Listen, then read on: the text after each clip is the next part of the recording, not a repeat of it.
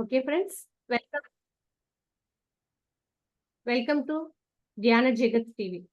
Keshavaraju sir ఆధ్వర్యంలో, ముఖ్యంగా బ్రహ్మర్షి పితామహ పత్రిజీ, మహా అవతార్ బాబాజీ గారి ఆధ్వర్యంలో ఎంతో అద్భుతంగా సాగుతున్నటువంటి ధ్యాన జగత్ టీవీ ఈరోజు 10వ రోజుకి చేరిందండి.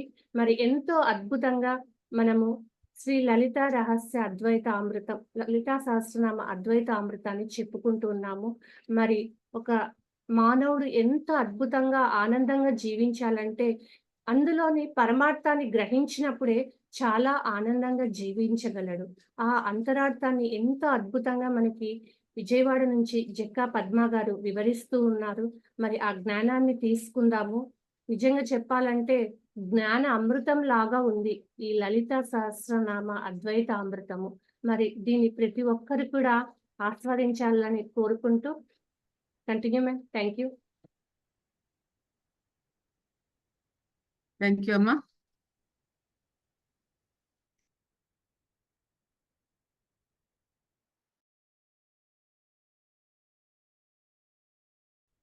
గురువర్యులు బ్రహ్మర్షి పితామహ పత్రిజీకి ఆత్మ ప్రణామములు, స్వర్ణమాలామ పాదపద్మములు నమస్కారములు, సకల గురుమండలికి ఆత్మ సుమాంజలి, విశ్వమాతకు కొట్టి ప్రణామాలు. ధ్యాన జగత్ టీవీ ఛానల్ వారికి, అలాగే ధ్యాన జగత్ మాసపత్రిక వారి సిబ్బంది అందరికీ కూడా, ముఖ్యంగా కేశవరాజు గారికి అందరికీ కూడా నా శుభాభివందనములు, ప్రణామములు. ధ్యాన జగత్ టీవీ ఛానల్ ద్వారా లలితా రహస్య సహస్రనామ అద్వైతామృతం వీక్షిస్తున్న టీవీ ఛానల్ ప్రేక్షకులు, ప్రత్యక్షంగా పరోక్షంగా ఉన్న సభ్యులందరికీ కూడా ప్రణామాలు. అరుణాం అరుణా పుష్పబాణచ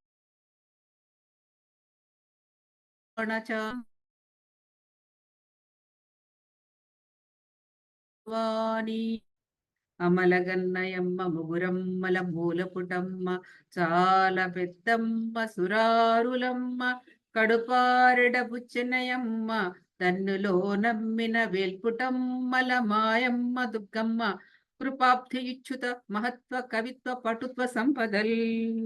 శ్రీమాత్రే నమః. ఓకే మాస్టర్స్, మనం కిందటి ఎపిసోడ్ లో మనం అమ్మ గురించి కొన్ని శ్లోకాలు చెప్పుకున్నాం.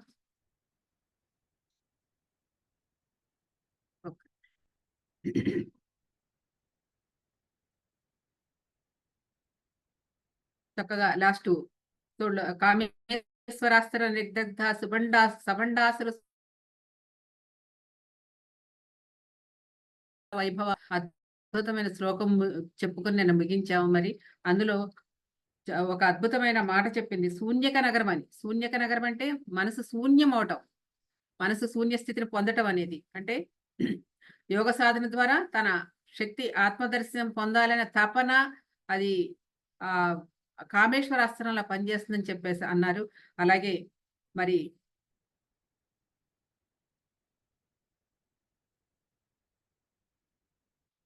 మన యొక్క ఈ స్తోత్రాల్లో ఉన్న విషయం ఒకటి చెప్పారు. అంతర్గతంగా నిగూఢంగా ఉన్న అద్వైత సాధనల యొక్క రహస్యాలను అర్హులైన వారికి అవి అందబడతాయన్న విషయాన్ని మనం ఒకసారి ప్రస్తావించుకున్నాం. మరి ఆ తల్లి ఆది మధ్యాంతరహితంగా భాసిల్లే ఆ మాతృశక్తికి, సర్వజ్ఞానవంతమైన, సర్వశక్తివంతమైన, సర్వవ్యాపితమైన ఆ మాతృస్వరూపిణికి వందనాలు సమర్పించుకుంటూ ఈ రోజు మనం సాంగత్యంలోకి ప్రవేశిద్దాం మిత్రులారా. మరి ఈ శ్లోకంతో నిన్నటి శ్లోకంతో అంటే ఈ యొక్క కామేశ్వరాసుర నిర్దగ్ధ సబండాసుర శూన్యక అనే శ్లోకంతో 3వ అధ్యాయం కూడా ముగిసింది. ఓకే, తర్వాత ఇప్పుడు మనం చైతన్య స్వరూపిణి అనే అధ్యాయాన్ని ముగించుకున్నాం. ఈరోజు మరొక అధ్యాయంలోకి ప్రవేశిద్దాం మిత్రులారా.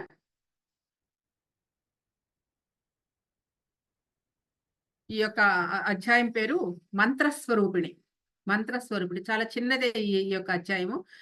మంత్రస్వరూపిణి అని చెప్పేసి మనం ఈ శ్లోకంలోకి మనం ముందుకి వెళదాం. ఆ ఈ శ్లోకంలో కొన్ని శ్లోకాలే ఉంటాయి. ఇది అంటే బీజాక్షరాల గురించి, మంత్రాల గురించి, తంత్రాల గురించి, యంత్రాల గురించి చాలా మనకి మన శాస్త్రం చాలా విశాలమైనది, విస్తారమైనది. అమ్మ యొక్క శ్రీ విద్య అంటేనే ఇందాక చెప్పుకున్నట్టు మనకి ఈ కిందటి శ్లోకంలో చెప్పుకున్నట్టు అంతర్గత రహస్య సాధన. ఆ మంత్రాలలో ఉన్న నిగూఢమైన శక్తి అంతా కూడా బాహ్యంలో ఉండదండి. ఎంత చెప్పినా కూడా అది మన అంతరంగంలోనే ఉన్నదన్న విషయాన్ని మనం గుర్తెరగాలి. ఒక అద్భుతమైన శ్రీచక్రంలో మన శ్రీచక్రం అంటే సజీవ శ్రీచక్రమే మనం అనుకుంటున్నాం. అంటే బాహ్యంలో అమ్మ శ్రీచక్రం చూపిస్తే మన శరీరమే సజీవ శ్రీచక్రం. అదే విధంగా ఖడ్గమాలా స్తోత్రం చదువుతారు మీరందరూ, మన యొక్క స్త్రీమూర్తులందరూ కూడా. ఖడ్గమాలా స్తోత్రంలో ఉన్న వసిన్యాది దేవతలు ఆ ఒక్కొక్క ఖడ్గం ఉన్న దానిలో కూడా శ్రీచక్రంలో ఏ పాయింట్లు ఏ దేవతలు ఉన్నారనేది కూడా మన శరీరంలోనే ఉంటారు అందరూ కూడా. ఈ యొక్క దివ్యమైన దేహం అండి. ఇదొక అద్భుతమైన దివ్యమైన దేహము. మనకిచ్చిన దేహం ఇది, మనం తెచ్చుకున్నది కాదు. ఈ దేహము మనం వస్తే పొందేది కాదండి. మనం కావాలంటే వచ్చేది కాదు. ఇది దివ్యమైన దేహము భగవంతుడి కృప ద్వారా ఇవ్వబడుతుంది. మరి ఇది అందుకని ఈ దేహాన్ని దేవాలయం అన్నారు. దేహం అనే దేవాలయంలో సకల సకల చైతన్యము కూడా అన్ని పరమ పవిత్రమైన బీజాక్షరాలతో నిక్షిప్తమై ఉంది. 56 అక్షరాలు ఉన్నాయి మనకి తెలుగులో. ఆ 56 అక్షరాలు ఒక్కొక్క అక్షరం ఒక్కొక్క మంత్ర స్వరూపిడియే. ఒక్కొక్క అక్షరము ఒక్కొక్క శక్తి స్వరూపిడియే. సో అంత అద్భుతమైన శక్తి నిగూఢంగా ఈ యొక్క శ్లోకాలలో, ఈ మంత్రాలలో నిబిడీకృతమైంది. ఉదాహరణగా మనకు ఒక విషయం చెప్తాను. సౌందర్య లహరి ఉందండి. అమ్మరాసిందే. ఈ సౌందర్య లహరి అవన్నీ కూడా మరి ఆదిశంకరాచార్య రాశారు కదండి. అమ్మ గురించి అనేక స్తోత్రాలు రచించారు. అనేక స్తోత్రాలు సౌందర్య లహరి ఒక ప్రత్యేకమైనది. ఆ ప్రత్యేకమైన దానిలో చక్కగా 100 శ్లోకాలు కూడా ఒక్కొక్క శ్లోకము ఒక్కొక్క ఫలితాన్ని ఇస్తదండి. ఒక్కొక్క శ్లోకము ఒక్కొక్క ఫలితాన్ని. ఎవరికి సంతానం కావాలంటే ఒక శ్లోకం ఉంది. ధన ప్రాప్తి కావాలంటే ఒక శ్లోకం ఉంది. విద్యా ప్రాప్తి కావాలంటే ఒక శ్లోకం ఉంది. లేదా అనారోగ్యాలు పాలవుతున్నట్టు వాళ్ళకి ఒక శ్లోకం ఉంది. ఇట్లా సమస్త కష్ట సుఖాలన్నిటికీ కూడా ఒక్కొక్క శ్లోకములో ఆ మంత్రం ఉంది. ఆ మంత్రం వెనకాల ఎలా చేయాలో ఒక చక్కటి కార్యక్రమం కూడా అంతా రాసి పెట్టారు. ఎవరు? ఆదిశంకరాచార్యులు వారు సౌందర్య లహరిలో. అంటే ఇంత అద్భుతమైన శక్తి ప్రతి ఒక్క శ్లోకములో, మంత్రములో, ప్రతి అక్షరములో కూడా దాగి ఉందండి. మరి అంతటి దివ్యమైన ఆ శక్తి మనలో ఈ యొక్క మంత్ర స్వరూపిణిగా ఎలా ఉందో ఈ శ్లోకాల్లో మనం తెలుసుకుందాం. 34 శ్లోకం అంటే ఈ ముందు మీకు ఇంత ఇంట్రడక్షన్ ఎందుకు ఇస్తున్నానంటే దాని యొక్క ప్రభావం మనకు తెలియాలి కాబట్టి. మంత్ర యొక్క ప్రభావం అంటే ఏంటో. ఇంకొక విషయం అంటే మన పిఎస్ఎస్ మూవ్‌మెంట్‌లో మన పత్రి గారికి మంత్రాలు గాని, తంత్రాలు గాని ఏమీ లేవు అన్న విషయం మనందరికి అర్థమవుతుంది గదా! అంటే పత్రి గారు మనకి ఇక్కడ ఇక్కడే ఉండమని చెప్పలా. వీటి వెనకాల ఉన్న రహస్యాలను తెలుసుకోమని చెప్పారు తప్ప వదిలేయమని కాదక్కడ. ప్రతి దాని వెనకాల ఒక రహస్యార్థం ఉంది. ఆ రహస్యార్థాలను తెలుసుకుంటూ మన జీవితంలో అప్లై చేసుకోవాలి. మన జీవన విధానంలో అప్లై చేసుకుంటూ ఆచరించినప్పుడే దాని యొక్క సార్థకత.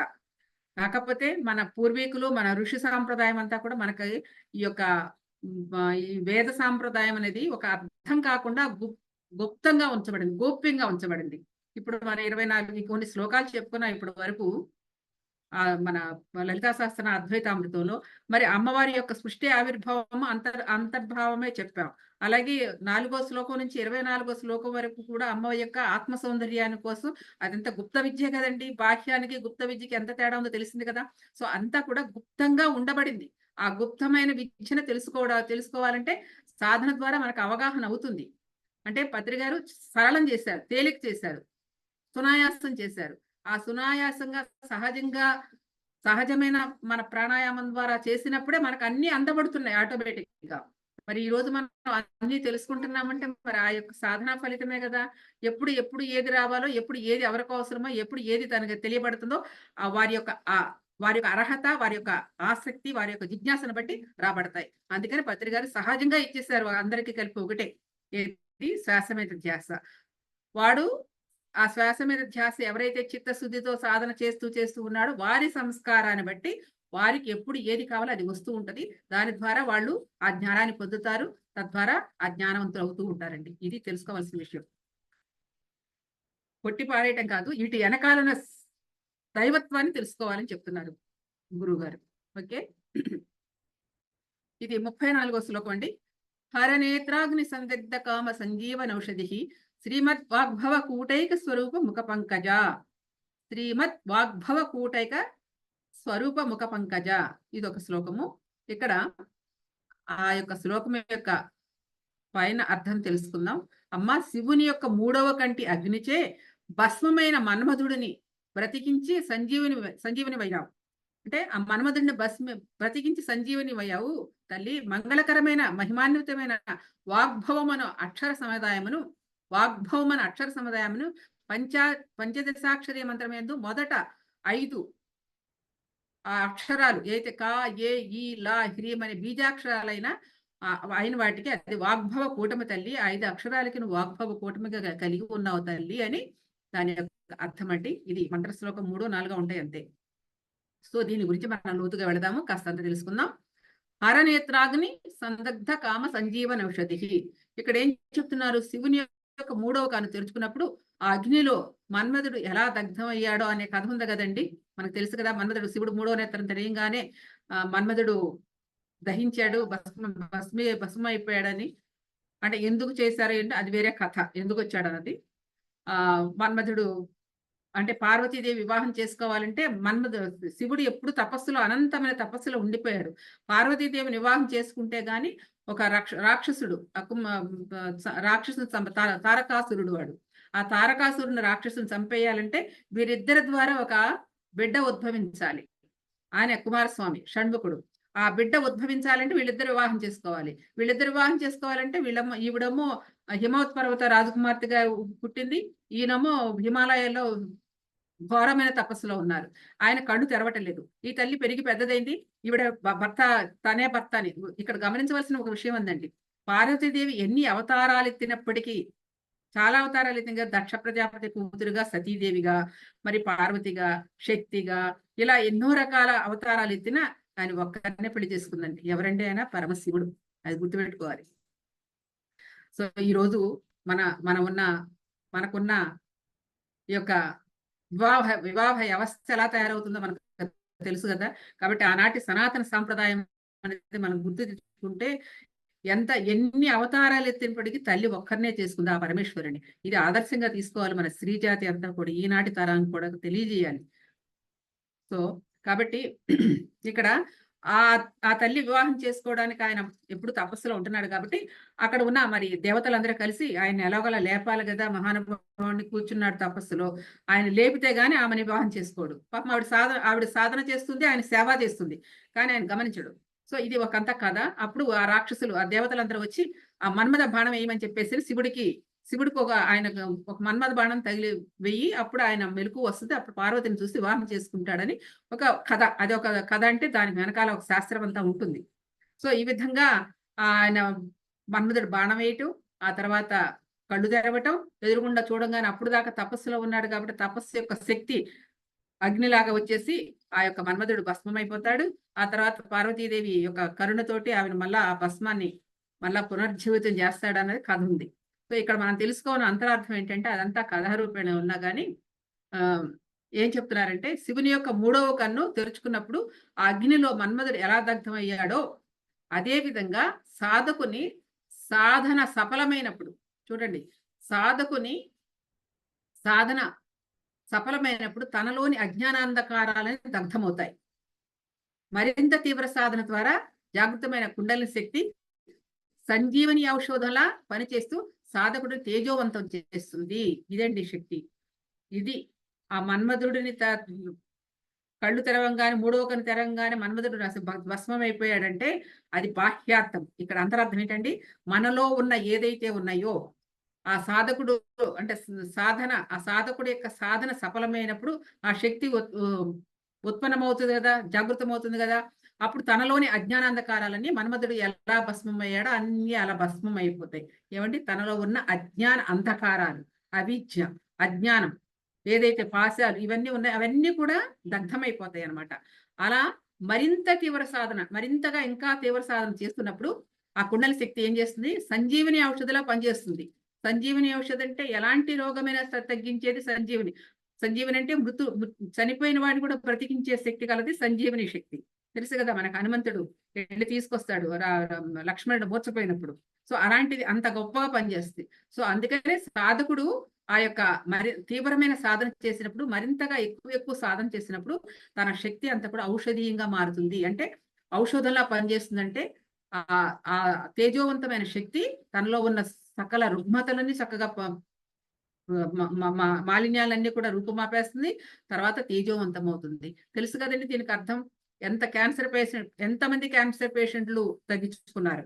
మన అందరికి కళ్ళ ముందు కనపడిన వాళ్ళు బోడు ముందు అన్నారు మన పిఎస్ఎస్ మూమెంట్ లో. మరి ఆ శక్తే కదా. ఎగ్జాంపుల్ చెప్తాను. ఒక చిన్న పాప, నాకు 98లో మేము పత్రికసారి పరిచయం అయినప్పుడు, 90 ఏళ్ళ పరిచయం అయ్యారు, 98లో మేము పిరమిడ్ కట్టేసామండి. అప్పుడు ఒక పాపని, ఆ పాపకి ఎంత ఉంటుంది, 6 నెలలు ఉంటుందండి, ఏడాది ఉంది, ఏడాది సంవత్సరం పాప. ఆ పాపకి గుండెలో హోల్ పడింది. హోల్ పడితే ఇక ఆపరేషన్ చేయాలన్నారట. ఎక్కడ అన్ని హాస్పిటల్ తిరిగారు. వాళ్ళు మాకు రిలేటివ్స్ అవుతారు. మొత్తానికి ధ్యానం తెలిసింది కాబట్టి ఆ పాపను తీసుకొచ్చి ప్రొద్దున్న 10 గంటలకి వాళ్ళ అమ్మమ్మ ఆ పాపను తీసుకొచ్చి పిరమిడ్లో కూర్చోబెట్టుకున్నదండి. అట్లా 41 రోజులు చేస్తుందండి. 41 రోజుల తర్వాత ఆ పిల్లని తీసుకెళ్లారు, హాస్పిటల్లో చూపిస్తారు. హోలు లేదు, ఏమీ లేదు, హ్యాపీగా ఉంది ఆ పిల్ల. అది అంటే అంత ఔషధంలా పనిచేస్తుంది ఆ శక్తి. కంటిన్యూగా చేశారు, ఎక్కడ బ్రేక్ లేకుండా 41 రోజులు.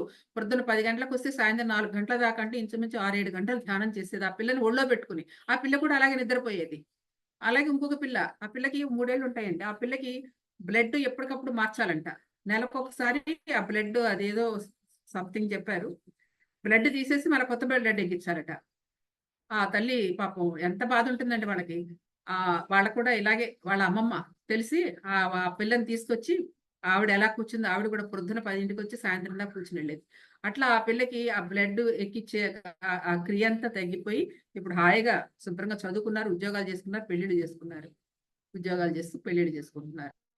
ఇదండి అది ఔషధంలా పనిచేస్తుందంటే. అంటే మనలో అంత దివ్యత్వమైన శక్తి ఉంది. ఎలాంటి దేన్నైనా కూడా ఔషధంలా పనిచేస్తుంది ఆ శక్తి అన్నది, ఇలాంటి నిదర్శనాలు మాకు తెలిసినవి ఎన్నున్నాయో కదా. సో ఈ విధంగా పనిచేస్తుందని చెప్తున్నారు. అది అసలు సంజీవన ఔషధి అంటే. ఈ క క మన్మధుడిని మూడో కన్ను నేత్రం తెరవగానే మన్మధుడు భస్మమయ్యాడంటే, మనలో ఉన్న అజ్ఞానాంధకారాన్ని భస్మమేనని, అదే విధంగా మరింత తీవ్ర సాధన ద్వారా ఆ శక్తిని పెంపొందించుకున్నప్పుడు, ఆ శక్తి సంజీవినిలాగా, అంటే మృత్యువును కూడా జయించగలే శక్తి ఉంటుందన్న విషయాన్ని తెలియజేస్తుంది. జయించగలగంటే మృత్యువు అనే భయం పోతుంది. పోతుందనమాట. అంటే పుట్టిన వాడికి ఎప్పటికైనా చావు తప్పదు కదా. మృత్యురహితం అంటే భయం లేకుండా చేస్తారు. సో ఈ విధంగా ఆ శక్తి అంతలా పనిచేస్తుందని చెప్తున్నారు. అంత తేజవంతం చేస్తుంది. అలాగే శ్రీమద్ వాగ్భవ కూటైక, వాగ్భవ కూటైక స్వరూప ముఖ పంకజ అన్నారు. ఎప్పుడైతే ఆ విధంగా ఆ శక్తి ఉత్తేజితమైందో, ఎప్పుడైతే ఆ శక్తి తేజోవంతమైందో, ఆ తేజోవంతమైన ఉత్తేజితమైన భగవత్ సాక్షాత్కారం కోసం ఎప్పుడు పరితపిస్తూ ఉంటాడట ఆ సాధకుడు. అంటే ఆ లోపల ఆ దివ్యమైన ఎనర్జీ వచ్చేస్తుంది కదండి తేజిస్తూ. ఎటువైపు వెళ్తుంది, ఇక వ్యవహారాలు ఉండవు. ఇక బయట ప్రపంచానికి పోవాలని అనిపించదు అతనికి, ఆ సాధకుడికి. ఏదో తెలుసుకోవాలి, ఏదో పొందాలి అని లోపల తపన, ఆరాటం అనేది పెరుగుతుంది ఆ సాధకుడికి. తద్వారా ఆ పరితాపం ఏం జరుగుద్ది, తన స్వరపేటికను శుద్ధి చేసుకుని భగవతత్వంతో అనుసంధానం అవుటకు ఆర్ద్రతతో సంకీర్తనలు గానం చేస్తారటండి. శ్రీమద్ వాగ్భవ కూటైక స్వరూప ముఖ పంకజ. వాగ్భవ కూటకం అంటే ఈ యొక్క దీన్ని వాగ్భవ కూటకం అంటారండి. తర్వాత నెక్స్ట్ దానిలో వస్తుంది. అంటే ఇక్కడ స్వరూప ముఖం అంటే తన ఈ యొక్క ఈ ముఖంలోనే కదా వాక్ ఉండేది ఇక్కడ. సో ఇక్కడ ఎప్పుడైతే ఆ యొక్క తేజస్సు పెరిగిందో, తద్వారా ఆ యొక్క స్వరపేటిక ఏదైతే ఉందో ఆ స్వరపేటిక చాలా శుద్ధి అవుతుందండి. అందుకని ఆ భగవతత్వంతో అనుసంధానమై ఆర్ద్రతతో సంకీర్తనలు చేస్తారు. మనకున్నారు కదండి మీరాబాయి, తుకారాం, అన్నమయ్య, మరి భక్త రామదాసు, వీళ్ళందరూ మరి ఎంతో మంది మహానుభావులు ఉన్నారు. ఇట్లా పాటలు పాడుతూనే వాళ్ళల్లో ఐక్యమైపోయిన వారు వాళ్ళంతా. సో అది అంటే ఇది ఈ యొక్క స్వరపేటికి ఎప్పుడైతే శుద్ధి అయిందో, తద్వారా ఏం జరుగుతుందంటే ఇక బాహ్య విషయాలు మాట్లాడాలని ఉండదండి. ఇక బాహ్యమైన అనవసరమైన విషయాలు గాని, ఇంకా ఏదైనా ఆలోచనలు గాని, ఏ విషయాలు ఈ వాక్కుతో రానివ్వరు. రానివ్వరంటే అలా మాట్లాడాలని అనిపించదు వాళ్ళకి. ఎంతసేపు ఆ తల్లి ఏం చేసింది మీరాబాయి ఎంత అట్లా ప్రతి ఒక్కరు మరి నామదేవ బాబా ఎంతసేపు వాళ్ళ యొక్క సాధన అంతా కూడా భగవత్ సంకీర్తన ద్వారా ఉంటారు. చిన్న విషయం చెప్తాను. ఒక చక్కటి కథ కూడా వచ్చింది. అంటే భగవద్భక్తి ఎలా ఉంటుందనంటే,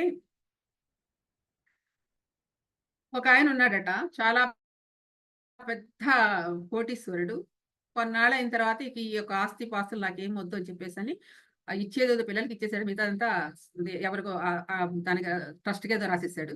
మొత్తానికి కట్టు బట్టలతో వచ్చేసాడండి. ఉన్న బట్టలతో వచ్చేసాడు. అంటే ఆయనకి భగవంతుడి మీద బాగా ఇక సాధన చేయాలి. ఎళ్లి భగవంతుడి యొక్క సన్నిధిలో కలవాలని తీవ్రమైన తపన అనమాట. అలా వచ్చేసి ఒక గుడికి అంటే ఒక దేవాలయానికి పూరి జగన్నాథుని అనుకుంటా బస్సు అక్కడికొచ్చాడనమాట. వచ్చి లోపలికొస్తే మరి ఆయన చింగిపోయిన గుడ్డలు అప్పుడు ప్రయాణం చేసి వచ్చేటప్పటికి ఆయన దగ్గర ఉండదు కదండీ. బాహ్య సౌందర్యం ఏమి ఉండదు కదా! ఆళ్ళు లోపలికి రానివ్వరు. ఆలయ ధర్మకర్తలందరూ కూడా. రానివ్వకపోతే ఇంకా ఎప్పుడు స్మరణ చేస్తూ ఉంటాడు. భగవత్స్మరణ, భగవత్స్మరణ, భగవత్స్మరణ, భగవత్స్మరణ ఇంక వేరే లేదిక. ఆ స్మరణ చేస్తూ అలాగే ఉంటాడు. వాళ్ళు రానివ్వకపోతే ఆ పక్కనే గోడ పక్కన అలా పడుకొని ఉండిపోతాడనమాట. అలా కొన్ని రోజులు ఉండిపోతాడు. ఒక 5, 6 రోజులు పాపం ఆహారం ఉండదు, నీరుండదు, స్మరణ చేస్తూ అలా ఉండిపోయినప్పుడు ఆ తర్వాత భగవంతుడికి లోపల ఉన్న దివ్యదేవుడికి లేదా మనక పూరి జగన్నాథుడు అంటే రుక్మిణి కృష్ణులే కదా! సో, బా అతనికి బాగా అనిపించిందనమాట. ఇదిగో నా భక్తుడు ఇలా బయట అల్లాడుతున్నాడు. ఆహారం లేక, నీరు లేక ఎళ్లి కాస్తంత ఆహారం పెట్టరా అని చెప్పేసి చెప్తాడు భార్యకి. ఎవరు రుక్మిణీదేవికి. చెప్పిన తర్వాత అంటే కథలోనే ఉంటది గానీ చాలా అందంగా ఉంటదిక్కడ. ఆ తల్లి తీసుకెళ్ళుద్ది. తీసుకెళ్ళి అక్కడ ఉంటదిగా పలాహారం అంతా బంగారపు పళ్ళెతో తీసుకొచ్చేసి లేపుతది. వాడేమో అప్పటికే బాగా సొల్లిపోయి ఉంటాడు పాపం. అన్నీ అలిసిపోయి ఏమీ ఓపిక లేకుంటాడు. నీళ్లు దాహమేస్తుంది, ఆకలేస్తుంది. అమ్మ తీసుకొచ్చి పెట్టింది గబగబా తిన్నాడు, తాగాడు. తినేసాడు, తాగేసాడు. బావుంది అమ్మ, సంతోషం అని జెప్పేసి అన్నాడు.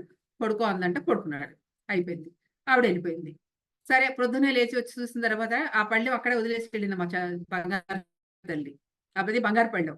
సో, అక్కడ వదిలేసి వెళ్ళింది. తర్వాత పొద్దున్నే లేచి ఆ అర్చకులందరూ లోపలికొస్తారంట. తలుపు తెరిచి చూడంగానే ఇదంతా సంత పురుషుల కథల్లో ఉంటాయండి. లోపలికి రాంగానే తలుపులు తీస్తారు వాళ్ళు. అక్కడ పలహారాల పళ్ళెం కనపడదు. అయ్యో! అయ్యో! అని ఎతుక్కుంటూ ఉంటారు ఈ అర్చకులందరూ. సరే చూస్తే బయటకొచ్చి చూస్తే ఇక్కడ ఈయన దగ్గర ఉంటుంది. అప్పటికే ఆయన లేచి భగవన్నామ స్మరణ చేసుకున్నాడు. కాస్తంత కడుపు చల్లారింది గదా! తిన్నాడు, బానే పడుకున్నాడు. తెల్లారి లేచాడు, స్నానం చేసి మళ్ళా వచ్చి అక్కడ కూర్చున్నాడు. ఆ పళ్ళాన్ని చూసాడు. ఏమోలే అది బంగారంతని కూడా అనిపించలేదు ఆయనకి. సరే ఎవరో దానికి సంబంధించిన వ్యక్తులు వస్తారులే వాళ్ళకిద్దాంలే అని చెప్పి నింపాదిగా కూర్చున్నాడక్కడ. ఈ అర్చకులంతా చూసి అక్కడికొచ్చారు. చూసిన తర్వాత ఇదిగో ఈడే దొంగతనం చేశాడని ఒక్క మాట కూడా ఆడకుండా విపరీతంగా కొట్టేస్తారు. కొట్టేశారు. కొట్టేసేసి ఆ పళ్ళెం తీసుకొని ఆలయంలోకొస్తారు. లోపలికి రాంగానే ఏం జరుగుద్ది? ఆలయంలో ఉన్న భగవంతుడిపై అన్ని దెబ్బలే ఉంటాయి. దెబ్బలే ఉంటాయి.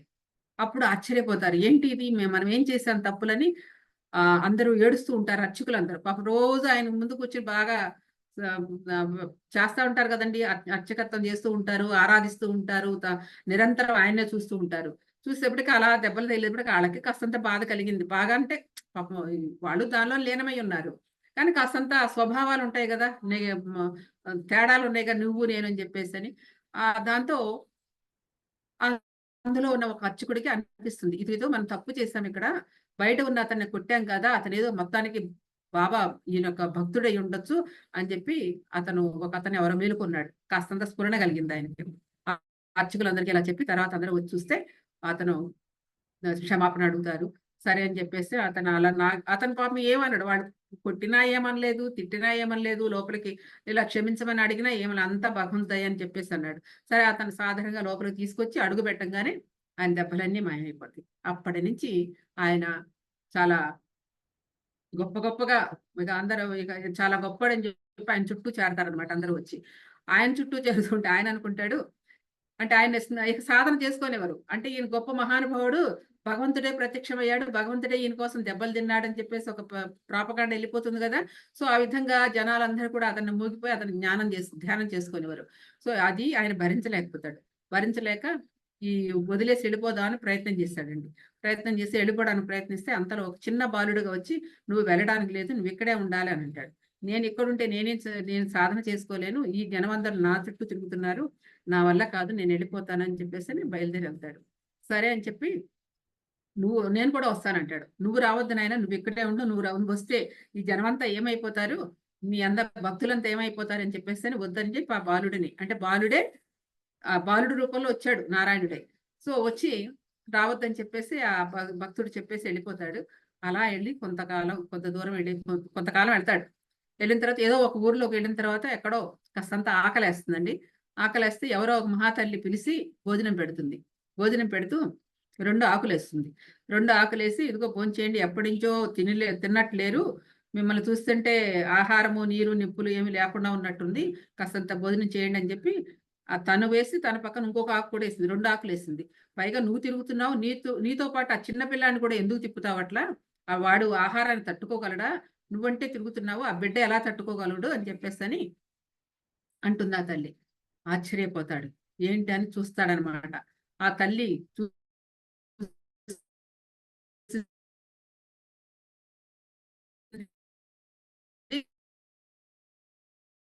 కనపడారండి. ఈయనకి మాత్రం గమనించను. అది దైవత్వం. సో, ఆ విధంగా తిరుగుతూ అప్పుడు ఆవిడని గమనించి ఆవిడ కూడా సాక్షాత్ పరమేశ్వరేమో. సో, అతను తెలియజేయడానికి అలా వచ్చింది. సో, ఆ విధంగా ఆయన తెలుసుకొని అప్పుడు, అంటే "ఎందుకు నాయన నా పక్కనే తిరుగుతావు? నన్ను వదిలిపెట్టడం ఏంటంటే" "లేదు లేదు, నిన్ను వదిలిపెట్టేది లేదు. నీ అంటే నేను తిరుగుతానని" చెప్పేసని అలా భక్తుడు, అంటే భక్తుడైన వాడిని ఎలా వదలకోకుండా పరమేశ్వరుడు లేతే నారాయణుడు లేదంటే ఆ యొక్క భగవత్ శక్తి ఏదైనా సరే మన వెంటాడుతూనే ఉంటది. అంటే మన ఎంటే ఎప్పుడూ ఉంటది. ఎప్పుడు మన స్మరణ చేస్తూ ఉన్నప్పుడు, మనం అందులోనే జీవిస్తూ ఉన్నప్పుడు, మనం అందులోనే ప్రయాణం చేస్తున్నప్పుడు. దీనికి ఇందాకటే మనం ఎప్పుడు వింటున్నాం గదా! నిరీక్షణ, నిరీక్షణ అని. ఆహ్, ఆ నామం ఒక అద్భుతమైన నామం అండి. సో, ఆ తల్లి అలా నిరీక్షిస్తుంది. సో, ఈ విధంగా ఎప్పుడైతే మన మన యొక్క చిత్తశుద్ధితో మన సర్వస్వ శరణాగతి చెందితే ఈ ఆత్మకి, మన లోపల ఉన్న ఆత్మతత్వానికి సర్వస్వ శరణాగతి పొందితే, ఆ రూపంలో ఉన్న ఆ జీవేశ్వరుడు లేదా ఆత్మతత్వము, ఆ సర్వేశ్వరుడు మనకి సహాయం చేస్తూనే ఉంటాడు. మనతోనే ఉంటాడు. మనందరికీ తెలుసు. ప్రతి ఒక్కరికి ఒక మాస్టర్, ఒక గైడ్ మాస్టర్ ఉంటారండి. ఒక గృహానికి ఉంటాడు, ఒక దేశానికి ఉంటాడు, ఒక పల్లెటూరికి, ఒక గ్రామానికి ఉంటాడు. ప్రతి మనిషికి ఉంటాడు. ఎవరండి? గైడ్. ఆళ్ళెప్పుడు సంరక్షిస్తూ ఉంటారు. మనకు కూడా కుడి పక్కన ఒక మాస్టర్ ఎప్పుడూ ఉంటారని మనకి గురువులు ఎప్పటినుంచో చెప్తూ ఉంటారు. అనేక మాస్టర్స్ కూడా మనకి చెప్పబడింది. అంటే మహానుభావులు జ్వాలాకుల మహర్షి 'ద సీక్రెట్ డాక్టర్' అని ఒక అద్భుతమైన పుస్తకం ఉంది. మేడం బ్లవట్స్కీ రాసింది. జ్వాలాకుల మహర్షి గారి శిష్యురాలు రష్యన్ వనిత. 'ద సీక్రెట్ డాక్టర్' పత్రి గారు దివ్య జ్ఞాన సమాజం వాళ్ళ ద్వారా ఇవ్వబడిందది. పత్రి గారికి చాలా నచ్చిన పుస్తకాలవి. సో, అందులో చెప్తదనమాట అమ్మ. సో, ప్రతి ఒక్క మాస్టర్‌కి ఒక గైడ్ ఉంటారు. అలాగే ఆ భక్తుడికి ఆ పిల్లవాడి రూపంలో తన పక్కనే ఉండి, తన పరిచర్యలను చూసుకుంటూ, తనకు ఒంట్లో బాగోకపోయినా కూడా తన చుట్టూనే తిరుగుతూ, తను ఎళ్ళేంత వరకు తనతోనే ఉన్నాడండి. నీకంటే ఎక్కువ సేవ నాకు లేదని జెప్పేసి. అది భక్తి అంటే. అంటే ఆ శరణాగతి పొందాలి. ఆత్మకి శరణాగతి పొందినప్పుడు, ఆ ఆత్మకు తెలుసు నీకేం కావాలో. మనకి ఒక కొద్ది మేరకే తెలుసు. మన మనసు, బుద్ధి వరకే తెలుసండి. మనం అది దాటి లోపలికెళ్ళినప్పుడు మనకి మన ఆత్మతత్వం ఏంటో తెలుసుకోగలిగినప్పుడు మనకేంటో తెలుస్తుంది. అంతవరకు మనకు తెలీదు కాబట్టి, ఆ లోపల నువ్వు ఎప్పుడైతే శరణాగతి చెందావో ఆత్మకి, ఆ శరణాగతి చెందిన ఆత్మ నీకేది కావాలో అది సమకూరుస్తుంది అన్నది గురుగారు, మన పత్రి గారు చెప్తూ ఉంటారు. అనేక గ్రంథాల్లో మనకు పరిచయం చేశారు కూడా పత్రిజీ. సో, నిజంగానే వాస్తవంగానే మనకి మరి ఎప్పుడైతే మనం నిష్కామంగా మనం పని చేస్తూ ఉంటే మనకు అనేక చోట్ల, అనేక విధాలుగా, అనేక రూపాలుగా మనకు సహాయ సహకారాలు అందుతూనే ఉంటాయి కదా!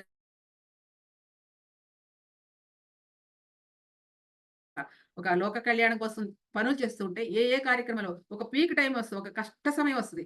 అలాంటి సమయంలో కూడా దూది పింజలా తేలిపోయేటట్టు ఏదో ఒక అవకాశం వస్తుంది. సో, ఇదన్నీ కూడా అది మన వెంటే ఉంటారు అన్నది. అనుసరిస్తూనే ఉంటారన్నదానికి ఈ యొక్క నిదర్శనం. ఓకే. అది ఈ విధంగా ఉత్తేజితుడై భగవత్ సాక్షాత్కారం కోసం పరితపిస్తూ ఉంటాడు. అంటే తద్వారా సాధకుడు ఆహ్, ఆ యొక్క స్వరపేటికను చేసి భగవత్ తత్వాల్ని పాడుతూ ఉంటారు. అంటే ఎంతసేపు భగవన్నామ స్మరణ, భగవత్ తత్వం, ఆ తత్వంలో ఓలలాడుతూ ఉంటారు. అందులోనే తిరుగుతూ ఉంటారనమాట. అలా ఆర్ద్రతతో సంకీర్తనలు గానం చేస్తారని చెప్పి ఆ యొక్క శ్లోకముల అర్థము. దీనికి ఉదాహరణగా వెళ్ళిపోయింది. ఇంకొక కథారూపేణ. సో కాబట్టి అంటే ఆ భగవతత్వం అనేది మనలో ఉండాలండి. ఆ శరణాగతి లేకపోతే మనకు అది అందదు. మనకి పిరమిడ్ మాస్టర్లు అందరికీ చాలా మందికి వాస్తవంగా చెప్పాలంటే మనలో మనకేమి వెనకాల ఏమి కోట్లేం లేవు కదండి. ప్రతి ఒక్కరు ఎవరి జేబుల్లో డబ్బులు పెట్టే పని చేస్తా ఉంటాం. అంటే అంతలా పని చేస్తున్నా మనకి ఇబ్బందులొచ్చినప్పుడో, లేకపోతే ఏదైనా ఒక కార్యక్రమం చేయాలంటే అలా పట్ పట్ పట్ పట ఇంత అద్భుతమైన పిరమిడ్‌లొస్తున్నాయి, ఇంత ప్రోగ్రామ్‌లు జరుగుతున్నాయంటే మరి ఎలా జరుగుతుంది? అది ప్రతినిధి సంకల్పం. అది ఆ సంకల్పానుసారం మనకవన్నీ అందబడుతూ ఉన్నాయి. మనకి ఆ గైడెన్స్‌లో నడుస్తున్నాం. గురువు యొక్క గైడెన్స్‌లో నడుస్తున్నాం కాబట్టి మనకవన్నీ చాలా క్లియర్ అయిపోతూ ఉంటాయి. మనందరికి అనుభవాలే అవన్నీ. కాబట్టి అలా సాధన చేస్తున్నప్పుడు ఆ సాధకుడు శిరస్సంతా కూడా సహస్రారంతో సహా శక్తి స్వరూపంగా మారి అతని ముఖం వికసించిన పద్మలా ఉంటుందంటండి. పద్మలా ప్రకాశిస్తుందంట. ఏం చెప్పారు? శ్రీమద్ వాగ్భవ కూటైక స్వరూప ముఖ పంకజ. పంకజ అంటే పద్మము. ముఖ అంటే ఈ యొక్క ముఖ వర్చస్సు.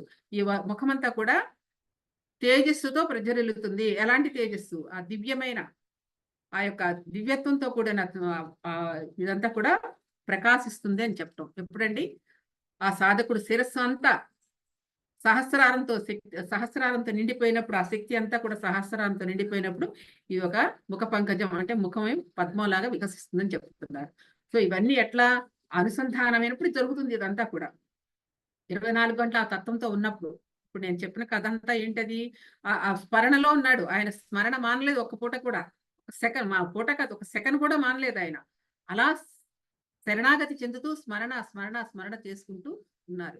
అందుకే మనకి ఎన్ని పనులు చేస్తున్నా మనం కూడా ధ్యానం చేసినప్పుడే కాదండి. ఒక గంట కూర్చొని ధ్యానం చేయటమో, 2 గంటలు, 3 గంటల ధ్యానం చేయటం అనేది ప్రాక్టికల్‌గా మొట్టమొదట్లో కొన్ని గంటలు చేయాలండి. ఎందుకంటే మనం ఈ యొక్క శరీరం అంతా ఫ్లెక్సిబిలిటీ రావటానికి గానీ, లేకపోతే శుద్ధి చెందటానికి గానీ, మనలో ఉన్న బ్యాడ్ ఎలిమెంట్స్ అన్ని క్లీన్ అయిపోవటానికి గానీ, మొత్తం నాడీ మండలం అంతా పరిశుద్ధి అవ్వటం గానీ చేయటం మొట్టమొదట కావాలి. తర్వాత రాను మన ధ్యానంతో పాటు మన మనసుని, మన బుద్ధిని అవన్నీ కూడా మార్చుకుంటూ రావాలి. అన్నీ సక్రమమైన మార్గంలో నడుస్తూ ఉంటేనే. ధ్యానము, స్వాధ్యాయము, సజ్జన సాంగత్యము 3 కలిపి చేస్తూ ఉంటేనే మన పురోగతి ఉంటుంది. మనం ముందుకెళ్ళటానికి కావాల్సిన జ్ఞానాన్ని తీసుకుంటూ ముందుకు వెళ్తూ ఉంటాం అన్నమాట. సో అది మనకి ఉండాల్సింది ఇది. అప్పుడే మన యొక్క తేజం అంటే మన యొక్క తేజస్సు వికసిస్తుంది. విస్తారం చెందుతుంది. ఆత్మ చైతన్య విస్తరణ అని చెప్తారు కదా సేత్ మహాశయులు. సో ఆ విస్తరణ చెయ్యాలంటే ఈ విధంగా ఉండాలి మనం. లోక కళ్యాణం కోసం చేస్తూ ఉండాలి. అదే పరిస్థితుల్లో నేను అనే అహంకారం లేకుండా ఉండాలి. ఇవన్నీ మనకి తలెత్తుతూనే ఉంటాయి మధ్య మధ్యలో. ఎలా ఉన్నాయంటే అలా కొమ్ములొచ్చినట్టు పొడుచుకొస్తూ ఉంటాయి మధ్య మధ్యలో నేను అనేది. ఆ నేను అనేది రాకుండా ఎప్పటికప్పుడు మనం గమనించుకుంటూ ఉండాలి. So next శ్లోకానికెళదాం. 35వ శ్లోకం. కంఠాద కటి పర్యంత మధ్యకూట స్వరూపిణి శక్తి కూటైక తాపన్న కక్షతో భాగధారిణి. అంటే ఇందాక మొదటి శ్లోకంలో ఏం చెప్పుకున్నామండి? వాగ్భవ కూటైక స్వరూప ముఖ పంకజ అన్నారు. వాగ్భవ కూటైక అంటే అక్కడ ఈ యొక్క పంచదశాక్షరి సముదాయం. పంచదశాక్షరి అంటే 15 అక్షరాలతో కూడినది. 15 బీజాక్షరాలతో కూడినది పంచదశాక్షరి మంత్రం. మొట్టమొదట క, ఏ, ఈ, లా, హ్రీం అని బీజాక్షరాలు కలిగింది ఈ వాగ్భవ కూటమి. అంటే ఈ కూటమిని వాగ్భవ కూటమి అంటారు. ఇప్పుడు రెండవ దానికి వస్తున్నాం మనం. అదేంటంటే కంఠాది కటి పర్యంత ఇక్కడి నుంచి ఇక్కడ వరకు. అంటే ఈ యొక్క కంఠము నుంచి నడుము దగ్గర వరకు కంఠాది కటి పర్యంత మధ్యకూట స్వరూపిణి. ఈ భాగాన్ని మధ్యకూటం అంటారు. శక్తి కూటైక తాపన్న కక్షతో భాగధారిణి అన్నది ఈ యొక్క శ్లోకము. ఈ శ్లోకానికి అర్థం ఏంటో చెప్పుకుందాం. అమ్మ పంచదశలోని మధ్య హ, స, క, హ, లా, హ్రీం అనే 6 బీజాక్షరాలు ఉన్నాయి. అవి విశుద్ధ అనాహత మణిపూరక చక్రాలైన కామరాజు కూటమిని నీ కంఠము నుండి నడుము భాగముగా ధరించావు. ఇక్కడి నుంచి ఇక్కడ దాకాను. సాకాల హ్రీమ 4 బీజాక్షరములను మణిపూరక స్వాదిష్టాన చక్రము నిలిపి శక్తి కూటముగా ధరించావు తల్లి అని చెప్పేసి ఆ శ్లోకానికి అర్థము. దాన్ని మనం తెలుసుకుందాం. ఇప్పుడు ధ్యాన సాధన చేసే వాళ్ళ శక్తి ఏం చెప్పుకున్నామండి? సాధన చేస్తూ ఉంటే ఆ శక్తి ఊర్ధ్వముఖంగా ప్రయాణం చేసి శిరస్సు అంతటా నిండిపోతుందని చెప్పుకున్నాం కదా ఇందాక శ్లోకంలో. అంతటా నిండిన తర్వాత ఏం జరుగుతుంది? కంఠము నుంచి అంటే ఈ కంఠము నుంచి కట్టి వరకు అంటే నడుము వరకు కటి ప్రదేశం వరకు చేరుతుంది. దీన్ని ఏమన్నారు? ఇది మధ్యకూటం అన్నారు. మరి ఈ నడుము దగ్గర నుంచి కింద పాదాల వరకు ప్రవహించే శక్తి అదే ఆ తర్వాత పాదాల వరకు ప్రవహిస్తుంది. దాన్ని ఏమంటారండి? శక్తి కూటమిగా ధరించారు. ఇదేమో వాగ్భవ కూటమి, ఇదేమో శక్తి కూటమి. కంఠము నుంచి నడుము వరకు ఉన్నది శక్తి కూటమి, మధ్య కూటమి.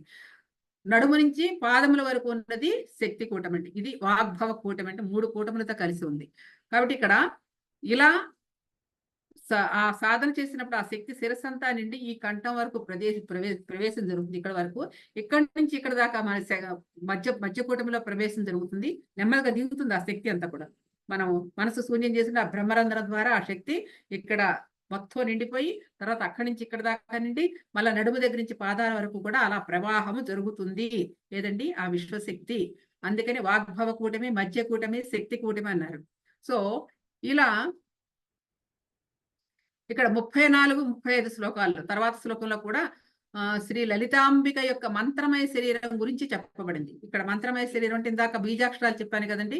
ఆ బీజాక్షరాలు అంటే కూడా ఇక్కడ భాగానికి ఒక కొన్ని బీజాక్షరాలు, ఇక్కడ భాగానికి కొన్ని బీజాక్షరాలు, అలాగే కింద భాగానికి కొన్ని బీజాక్షరాలు, ఇవన్నీ కలిపి మంత్రమయ శరీరం అయ్యింది. అమ్మ యొక్క శరీరం మంత్రమయ శరీరం అంటారు. మనకు కూడా అంతే.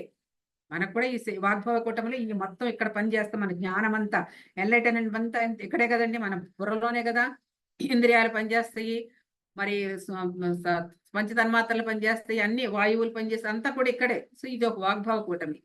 అలాగే ఈ యొక్క మధ్య కూటమి అంతా కూడా ఆ శక్తి కిందకు పనిచేసి ఈ బాహువులతో ఈ కర్మేంద్రియాలు పనిచేస్తాయి. ఆ శక్తి ఇంకా కింద దిగినప్పుడు కర్మేంద్రియాలైన ఈ కాళ్ళతో వ్యవహారం చేస్తాం.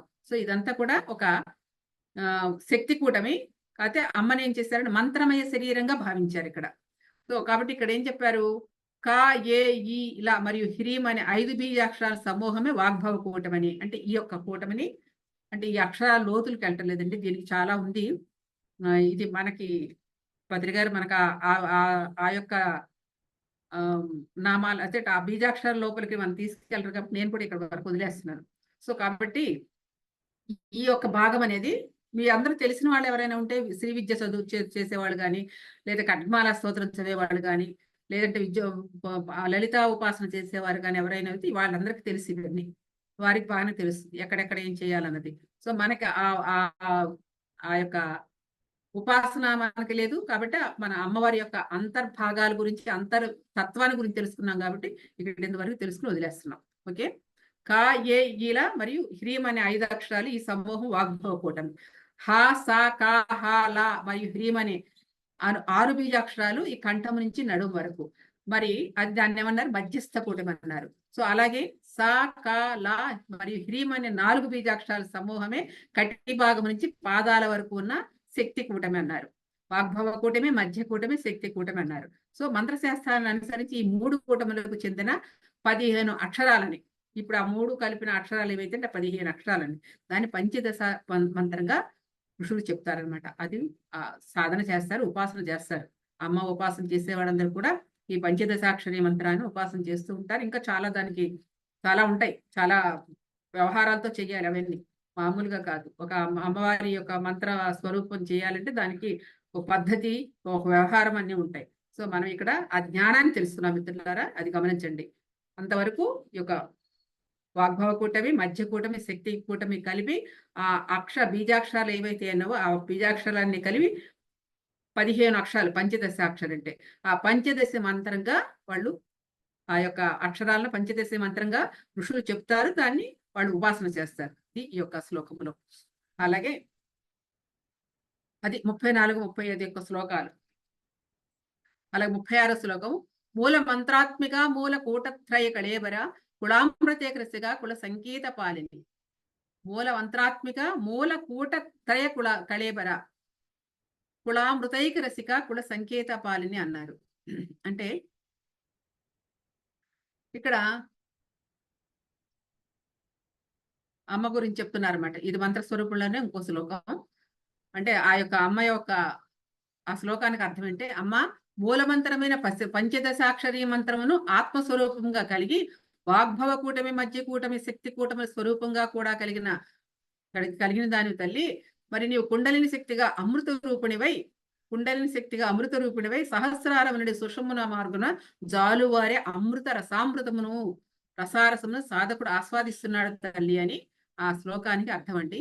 మనం కాస్తంత లోపలికి వెళదాం. ఇందాక మూలమంత్రం అంటే ఏం చెప్పుకున్నామండి? మూలమంత్రం అంటే ఇక్కడ మూల మంత్రాత్మక అంటే ఇందాక మంత్రాలన్నీ ఆ 3 కూటములకు సంబంధించిన బీజాక్షరాలు. ఆ బీజాక్షరాలన్నీ కలిపి పంచదశాక్షర మంత్రం అండి. ఇప్పుడు మనకి మూల మంత్రాత్మక అంటే ఏంటో మనం చెప్తున్నారు. మూలమంత్రం అంటే ఏంటో. మూలమంత్రం అంటే ఓంకారం. దీని యొక్క ఆత్మ శూన్యం. దీనినే విశ్వశక్తి లేదా ఆదిపరాశక్తి అంటారు. మనకి మనకి ఈ విశ్వం ఆవిర్భవించేటప్పుడు విస్ఫోటనం జరిగినప్పుడు విస్ఫోటన జరిగినప్పుడు ఆ విశ్వం ఆవిర్భావం జరిగినప్పుడు జరిగేది ముందల నాదమేనండి.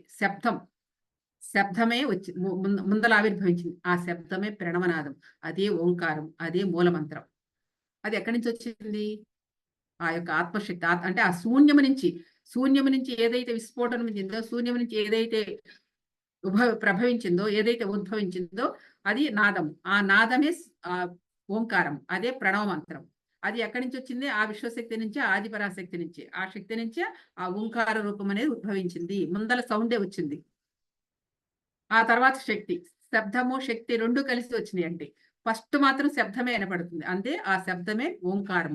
అందుకనే మన ప్రతి దానికి ఓంకారం లేకుండా రాదు కదండి. ఓం ప్రణవ మంత్రం లేకుండా ఎవరు చెప్పరు ఏ మంత్రం కూడాను. అలాగే అన్నిటికీ ఏ మంత్రం చేసినా చెప్పిన ఓం అనేది ఒక్క ప్రణవ మంత్రం చేస్తే చాలు. ఆ ఓంకారంలోనే సమస్తము ఉండిపోయింది. ఓంకారంలో శక్తి, చైతన్యము అంతా ఉంది. సో అంత గొప్పది ఆ ఓంకారం అనేది. అది మూలమంత్రం అన్నారు. అలాగే సాధకుడు మనసునే పరమ మౌనంలోకి లేదా పరమ నిశ్చల స్థితికి తీసుకుని వెళ్ళినప్పుడు మూలమంత్రాత్మకమైన ఆదిపరాశక్తి అనుభవంలోకి వస్తుంది. ఎక్కడి నుంచి వచ్చిందండి? ఆ శబ్దము, ఆ ప్రణవము శూన్యం నుంచి వచ్చింది. అదే విధంగా సాధకుడు కూడా తన మనసుని పరమ మౌనంలోకి తీసుకెళ్ళాలి. పరమ మౌనం అంటే సాక్షాత్తు శూన్యం అంట, ఇంకేమి లేదు అక్కడ. పరమ మౌనం, మౌనం కాదు, పరమ మౌనం అంటే కంప్లీట్ శూన్య స్థితి. ఇందాక చెప్పుకున్నామే సబండాసర శూన్యక అని, శూన్యక నగరం అని. సో అలాంటి ఇక ఇక ఇక వేరే ఏది అస్తిత్వం అన్నట్టు అది ఇంక చెప్పడానికి లేదండి. అలాంటి శూన్యంలోకి వెళ్ళినప్పుడు పరమ నిశ్చల స్థితికి తీసుకుని వెళ్ళినప్పుడు మూలమంత్రాత్మకమైన ఆది పరాశక్తి అనుభవంలోకి వస్తుంది. అంటే నువ్వు ఆ నిశ్చలమైన స్థితిలోకి, ఆ మౌనంలోకి, పరమ మౌనంలోకి నువ్వు వెళ్ళినప్పుడు, ఆ స్థితిలోకి నువ్వు వెళ్ళినప్పుడు ఆ ఆది పరాశక్తి యొక్క ఆ ఓంకారం అనేది నీకు అనుభవానికి వస్తుంది అని చెప్తున్నారండి. మరి మనం కూడా అప్పుడు కాదు కానండి, అప్పుడప్పుడు మనం కూడా ఒక రకమైన ఆనంద స్థితిలోకి వెళ్ళినప్పుడు మనలో నుంచి ఆ ఓంకారం వినిపిస్తుంది. చాలా మందికి విన్నారు. ఓంకారం మనలోనే వినిపిస్తూ ఉంటది ఆ ప్రణవనాదం అనేది. సో కాబట్టి అంటే ఆ సాధకుడు ఆ ఉన్నతమైన స్థితిలోకి వెళ్ళినప్పుడు సంపూర్ణంగా మౌనాతీత స్థితిలోకి వెళ్ళినప్పుడు ఆ లోపల ఉన్న ఆత్మశక్తి యొక్క లేకపోతే ఆదిపరాశక్తి యొక్క ఆ ప్రణవనాదం అనేది వింటూ ఉంటాము అని చెప్తున్నారు. సహజంగా మనం అందరం విన్నాం. చాలా వరకు ఉంటుంది అది. ఓంకారం అనేది మనలో వినిపిస్తూ ఉంటుంది. మనకు ఆ సౌండ్ వైబ్రేషన్ అనేది మన లోపల ఉంది. కాకపోతే మనకి మనసు నిశ్చలంగా ఉండదు కాబట్టి ఆ సౌండ్‌ని వినలేం. మనసు నిశ్చలమైతే చక్కగా సౌండ్ వినగలం.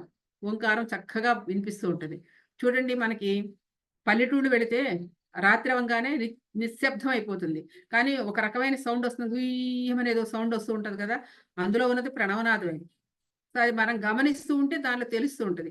అంటే ఇక్కడ ఎప్పుడైతే నిశ్చలం చేశావో, ఎప్పుడైతే శూన్యం చేశావో అప్పుడు నీ లోపల ఉన్న ఆ నాదం వినిపిస్తుంది. కాబట్టి ఇది ముఖ్యం. ఇది నిశ్చలం చేసినప్పుడు నీలో ఉన్నది ఎక్కడికి పోలా, ఎక్కడి నుంచి రాలా. ఆల్రెడీ ఉన్నది. ఆల్రెడీ ఉన్నదాన్ని నువ్వు వినటానికి నిన్ను నువ్వు శూన్యం చేసుకుంటున్నావు అని చెప్తున్నారన్నమాట. అప్పుడు అనుభవంలోకొస్తుంది ఆ మూల మంత్రం అని చెప్తున్నారు. మూల కూటత్రయ కళేబర అన్నారు. ఈ ఆదిపరాశక్తి శరీరాన్ని 3 కూటములుగా చేస్తుందని చెప్పుకున్నాం కదా!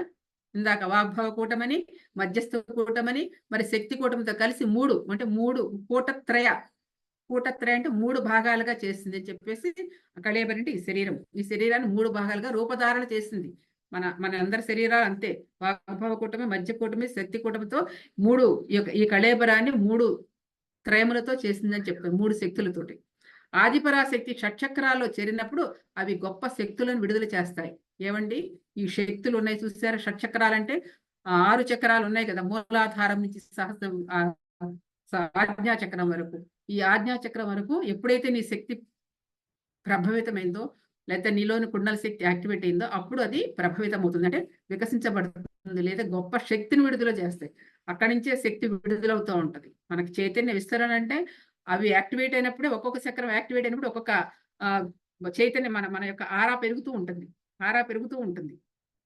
మనకి గమనిస్తూ ఉంటే సాధకుడి యొక్క ఆరాలు ఒక యొక్క మామూలుగా ఉన్నవాడికిను సాధకుడికి చాలా తేడా ఉంటుందండి. మనం కూర్చుంటే పక్కన వైబ్రేషన్స్ తగులుతూ ఉంటాయి.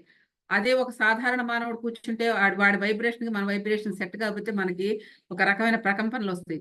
చిరాకుగా ఉంటది. ఉండబుద్ధి గాదు. ఏంటంటే మనకు సెట్ అవ్వయ్యన్నమాట. సో, అలా ఉంటుందన్నమాట. అంత శక్తి మనలోంచి విడుదలవుతుంది. మన విడుదలైనప్పుడు మనకు ట్యూన్ అయిన వాళ్ళు ఉంటే ఓకే. హ్యాపీగా ఉంటాం. మనకు ట్యూన్ కాని వాళ్ళు, మనకు ఆరాలను కొంచెం డిస్టర్బ్ చేసేవాళ్ళు ఉంటే మనం డిస్టర్బ్ అవుతూ ఉంటాం. సో, ఇదంతా మనలోనే జరిగే ఒక అద్భుతమైన శక్తి ప్రకంపనలు అన్నది చెప్తుందన్నమాట. సో, ఈ విధంగా చెప్తూ, అంటే మూల కూటత్రయ కళేబర అంటే 3 కూటములతో కలిసి ఉండి మనలో ఉన్న షట్చక్రాలను శక్తి విడుదల చేస్తుందని చెప్తున్నారు. అలాగే కుళామృతే రసిక కుల సంకేత పాలిని. ఈ యొక్క సుషుమ్నాలోని 6 చక్రాలు కుల సంకేతాలు. కుల సంకేతాలంటే ఆ యొక్క సంకేతాలంటే గుర్తులు. ఏం గుర్తులు?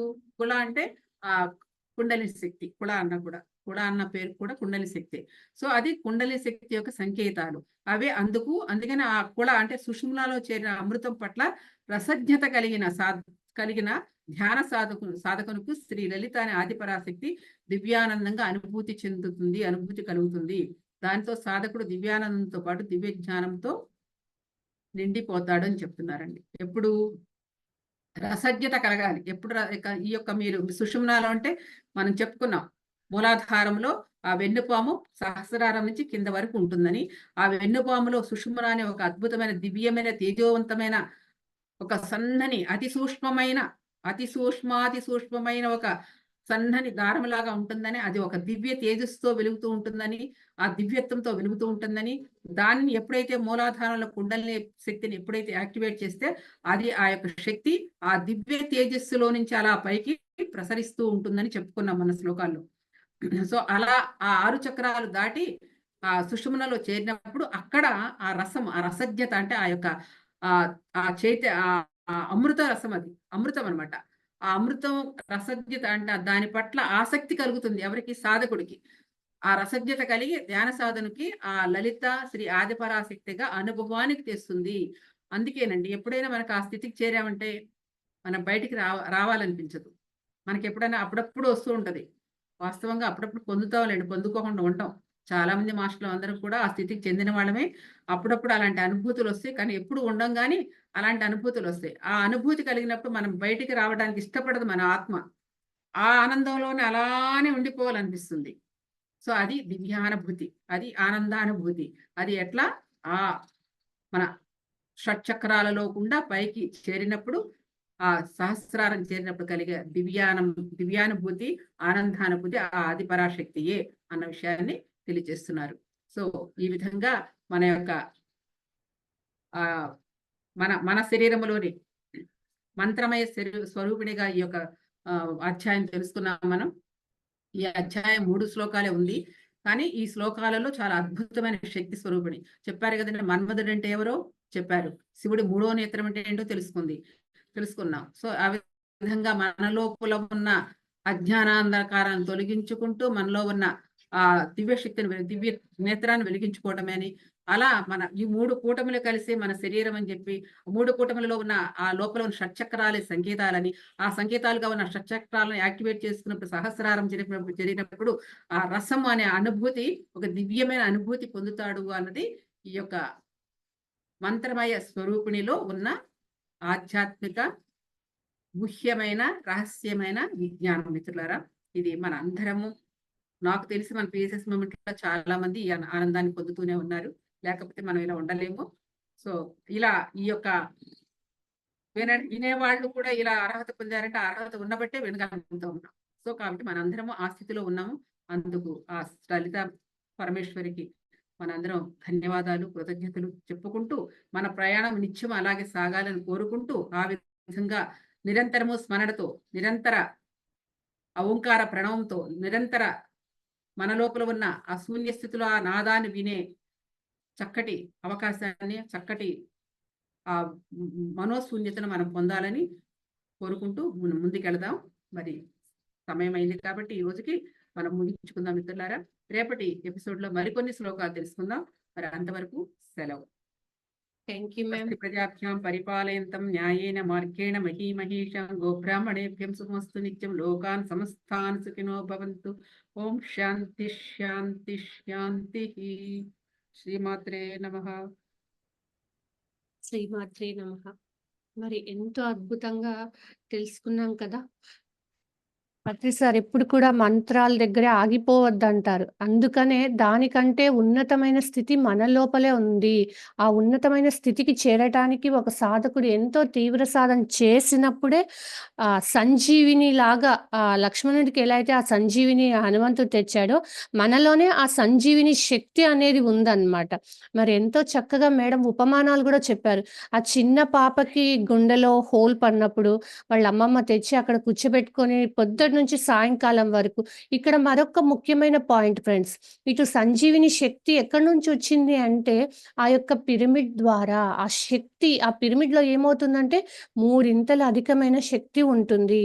సో, ఇక్కడ చాలా మందికి ఎన్నో అపోహలుంటాయి పిరమిడ్ అంటే ఏంటేంటో అని. కానీ అవన్నీ అవాస్తవాలు. అసలైన పిరమిడ్ అంటే పిరమిడ్‌లో ధ్యానం చేయటం ద్వారా ఎన్నో లాభాలు ఉంటాయి.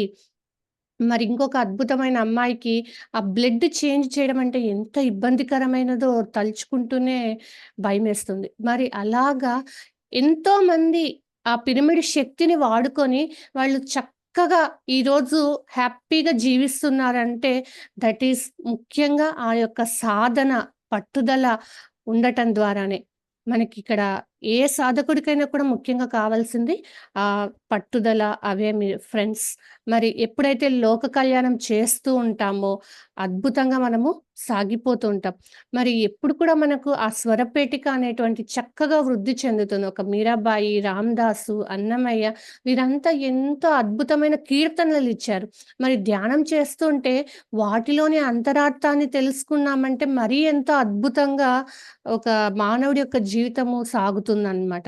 మరి ఎంతో చక్కగా కూటమి అనేటువంటిది. ఏమి కూటములంటే కూటమి. వాగ్భవ కూటమి, మధ్యస్థ కూటమి, శక్తి కూటమి. ఈ 3 కూటములతో మన యొక్క శరీరం నిర్మితమై ఉన్నది. ఆ బీజాక్షరాలు ఎప్పుడైతే అక్కడ ఉన్నాయో, ఆ 15 బీజాక్షరాలు యొక్క సారం మనం తెలుసుకున్నామంటే, మన లోపలే ఆ ప్రణవనాదము, ఓంకారం అనేటువంటిది చక్కగా మనకు తెలుస్తుంది.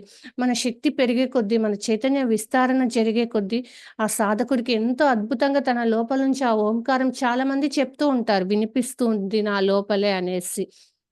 మరి నిజమే గదా! ఆ పల్లెటూర్లల్లో రాత్రి ఇక్కడ ఏ వాహనాలు తిరగవు కాబట్టి, ఆ గాలిలో గమనించామంటే ఆ ఓంకార శబ్దం వస్తుందనమాట. మరి ఎప్పుడైతే సాధన సరిగ్గా చేస్తూ ఉంటే, తన యొక్క ఆరా అంత అద్భుతంగా వికసించటం జరుగుతుందనమాట. మరి ముఖ్యంగా ఎప్పుడైతే మనం ఇలా చేసుకుంటూ వెళ్తామో, ఆ షట్చక్రాలు కూడా ఉత్తేజితమై దివ్యానందంగా ఆ మానవుడి యొక్క జీవితం అద్భుతంగా సాగిపోతుందని మరెంతో చక్కగా వివరించారు madam. Thank you so much. మరి ఫ్రెండ్స్, ఇలాంటి విలువైన జ్ఞానాన్ని ఎవరికైతే షేర్ చేయాలో వారికి షేర్ చేయండి. మరి ధ్యాన జగత్ టీవీని లైక్, షేర్, సబ్స్క్రైబ్ చేయండి. మరి ఈ మాసపత్రిక మనకు 1 సంవత్సరానికి, 2 సంవత్సరాలకు అలా మనకి ఇంటికే డోర్ డెలివరీ వస్తుందండి. ఖచ్చితంగా మనకి సెల్లులో కూడా డెలివరీ అయినట్టు మెసేజ్ గూడా వస్తుంది. కాబట్టి అందరికీ ఇప్పుడు ఈ పత్రికలు చేరుతూ ఉన్నాయి. ఎవరైతే ప్రతిసారి చెప్తారనమాట. ఎవరయ్యా తెలుగువాడంటే, ఎవరింట్లో అయితే ధ్యాన జగత్ పుస్తకం ఉంటుందో వాళ్ళే తెలుగువారు అని చెప్తారు. మరి ఆ పుస్తకం టేబుల్ మీద పెట్టినప్పుడు ఏమవుతుందంటే, ఎంతోమంది మన ఇంటికొచ్చిన వాళ్ళు ఏంటి ఆ పుస్తకం అని చూస్తారు. వాళ్ళు తెప్పించుకోవడానికి, వాళ్ళు కూడా ఆ జ్ఞానాన్ని, ఆత్మజ్ఞానాన్ని తెలుసుకోవడానికి చక్కగా మనకు సహకరించేటువంటి ఈ ధ్యాన జగత్ మ్యాగజైన్‌ని తెప్పించుకుంటారని ఆశిస్తూ, మరొక్కసారి పద్మా మేడం గారికి ఎన్నో కృతజ్ఞతలు తెలియచేసుకుంటూ, ఆ లలిత రహస్య అమృత, అద్వైత అమృతాన్ని మనం తెలుసుకుంటున్నాం ఫ్రెండ్స్. మరి లైక్ చేయండి, షేర్ చేయండి, సబ్స్క్రైబ్ చేయండి. Thank you ma'am. Thank you. Thank you తల్లి. Thank you very much.